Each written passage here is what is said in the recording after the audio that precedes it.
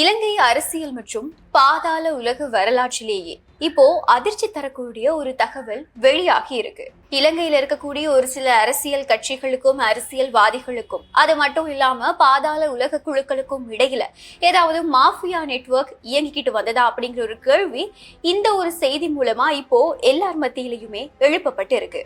இலங்கையோட மிக பிரபலமான ஒழுங்கமைக்கப்பட்ட குற்றவாளியான ஹரக்கட்டா அப்படின்னு சொல்லப்படக்கூடிய நதும் சிந்தக விக்ரமரத்னவ சிஐடி தடுப்பு காவல்ல இருந்து தப்ப வைக்கிறதுக்கும் அவரை சாதாரண கைதியா சிறைச்சாலைக்கு மாற்றத்துக்கும் பல கோடி ரூபாய் டீல் பேசப்பட்ட விவரங்கள் எல்லாமே இப்போ வெளியாகி இருக்கு.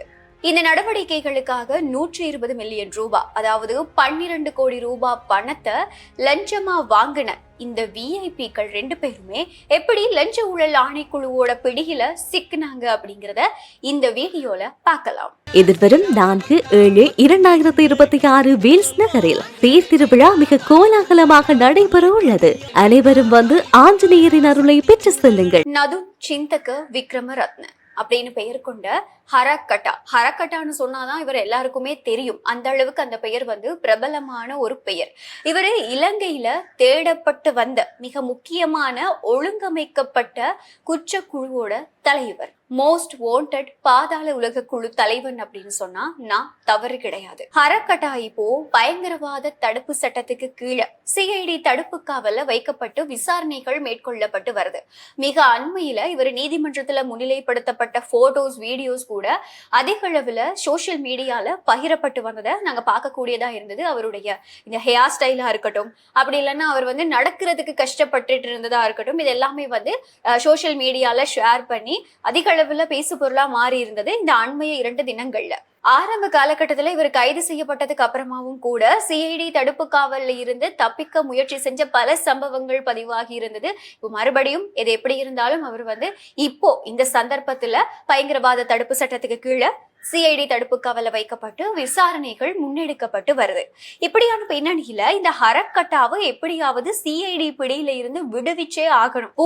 உயர் பாதுகாப்பு சிறைச்சாலைக்கு அவரை மாத்துறத தவிர்க்கணும். அது மட்டும் இல்லாம போலீசாரால ஹரக்கட்டா கொலை செய்யப்படுவாரோ அப்படிங்கிற அச்சத்துக்கு மத்தியில இவருடைய நெட்வொர்க் ஒரு மிகப்பெரிய திட்டத்தை போடுது. எப்படியாவது ஹரக்கட்டாவை இந்த தடுப்பு காவல்ல இருந்து வெளியில எடுத்துடணும் அப்படின்னு போடப்பட்ட திட்டத்துக்கு அமைவா 2023ஆம் ஆண்டுல துபாயில வச்சு இந்த ஹரக்கட்டாவோட மனைவி, அதாவது மதுஷிகா மதுவந்தி கிட்ட ஆரம்பத்துல 500 மில்லியன் ரூபாய் லஞ்சமா கேட்கப்படுது. தொடர்ச்சியான பேரம் பேசுதலுக்கு அப்புறமா இந்த 500 மில்லியன் ரூபாய் 200 மில்லியன் ரூபாவா குறைக்கப்பட்டு அதுல 120 மில்லியன், அதாவது 12 கோடி ரூபாய அட்வான்ஸா வழங்கி இருக்காங்க. அதை பெற்றுக்கொண்டது வேற யாரும் கிடையாது. இன்றைய நாள்ல லஞ்ச ஊழல் ஆணைய குழுவால கைது செய்யப்பட்ட அந்த 2 பேர், அதாவது முன்னாள் நீதி அமைச்சர் விஜயதாச ராஜபக்ஷவோட மகன் ரகித ராஜபக்ஷவும், அது மட்டும் இல்லாம ஐக்கிய மக்கள் சக்தியோட பிரபல உறுப்பினர் சரித் அபேசிங்கவும் தான்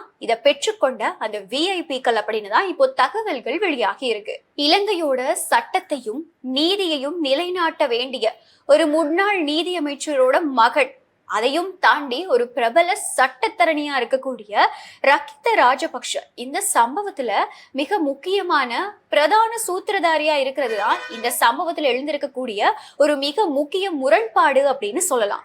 ரகித ராஜபக்ஷ கூட சேர்ந்து ஐக்கிய மக்கள் சக்தி கட்சியோட ஹொரண தேர்தல் அமைப்பாளர் சரித் அபேசிங்கவும், சிவில் விமான போக்குவரத்து அதிகார சபையோட முன்னாள் ஊழியரான வருஷா ஹென்னடிகே அருணஸ்ரீ சதுரங்க அப்படிங்கிற நபரும் இந்த சதியோட திட்டமிட்ட கூட்டாளிகளா செயல்பட்டு இருக்காங்க. இவங்க எதுக்காக 12 கோடி ரூபாவை லஞ்சமா வாங்கினாங்கன்னு தெரியுமா?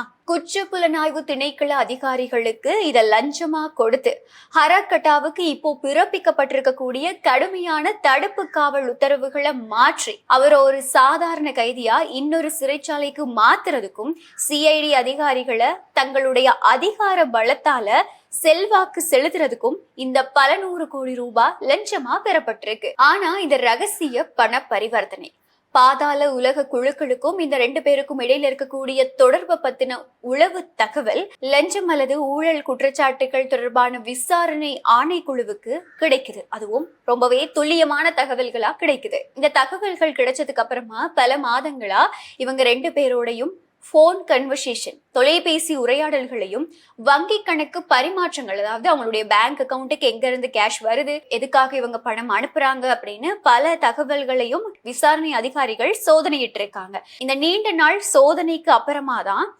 ரக்கித ராஜபக்ஷ, அது மட்டும் இல்லாம சரித் அபேசிங்க, அதோட சேர்த்து இந்த விமான நிலைய முன்னாள் ஊழியர் சதுரங்க, இவங்க 3 பேரும் கைது செய்யப்பட்டிருக்காங்க. அதுவும் இன்றைய தினம் இந்த கைது நடந்திருக்கு. இலங்கையில ஒரு காலகட்டத்துல பாதாள உலக குழுக்களும் இந்த பாதாள உலகத்தோட மிகவும் நெருக்கமான நபர்களும் வந்து நாட்டுக்குள்ள ரொம்பவே சுதந்திரமா செயற்பட்டாங்க அப்படிங்கிறது எங்க எல்லாருக்குமே தெரியும். அங்கங்க நடந்த துப்பாக்கி சூட்டு சம்பவங்கள், வெளிப்படையாவே பகிரங்கமாவே நடந்த பல கொலைகள், இதுக்கு பின்னாடி இருந்த குற்றக்குழு உறுப்பினர்கள், குற்றக்கும்பல் தலைவர்கள், இது அப்படின்னு சொல்லி பல சம்பவங்கள் எங்களுடைய நாட்டுல பதிவாகி இருக்கு. அதுக்கான வழக்குகளும் கூட இப்ப வரைக்கும் நிலுவையில தான் இருக்கு. இப்படியான பின்னணியில நாட்டோட ரொம்பவே உயர்மட்ட அரசியல் வாரிசுகளும் முக்கிய அரசியல் கட்சி அமைப்பாளர்களும் இப்படி நேரடியா பாதாள உலக கும்பலோட கை கோர்த்து சிஐடி அதிகாரிகளையே இந்த லஞ்சம் கொடுத்து விலை பேச முயன்ற இந்த ஒரு சம்பவம் இலங்கை பாதுகாப்பு துறைய கேள்விக்குள்ளாக்கி இருக்கு அப்படின்னு தான் சொல்லணும். இதற்கு முன்னாடியும் கூட வெளிநாட்டுல தலைமறைவாகி இருந்த கெஹல் பத்ர பத்மே உள்ளிட்ட குழுவினரை இங்க இருக்கக்கூடிய அதிகாரிகள் வந்து ஒரு ரகசிய நடவடிக்கை மூலமா அங்க போயிட்டு இங்க கூட்டிக்கிட்டு வந்த பல சம்பவங்கள் பதிவாகி இருந்தது. கெஹல் பத்ர பத்மே இங்க வந்ததுக்கு அப்புறமா அவரை தடுப்பு காவல்ல வச்சு விசாரணைகளை மேற்கொள்ற பட்சத்துல அவர்கிட்ட இருந்தும் பல தகவல்கள் வெளியாகி இருந்தது. அதாவது அவருடைய போன்ல இங்க இருக்கக்கூடிய பிரபல நடிகைகள், பிரபல மாடல்ஸ், அது மட்டும் இல்லாம பிரபல அரசியல்வாதிகளுடைய போன் நம்பர் சேவ் ஆகி இருந்தது, அவங்களோட போட்டோஸ் இருந்தது அப்படின்னு சொல்லி பல தகவல்கள் வெளியாகிட்டே இருந்தது. ஆனா அவங்களும் கூட இப்ப வரைக்கும் தடுப்பு காவல்ல வைக்கப்பட்ட விசாரணைகள் நடந்துகிட்டு தான் இருக்கு.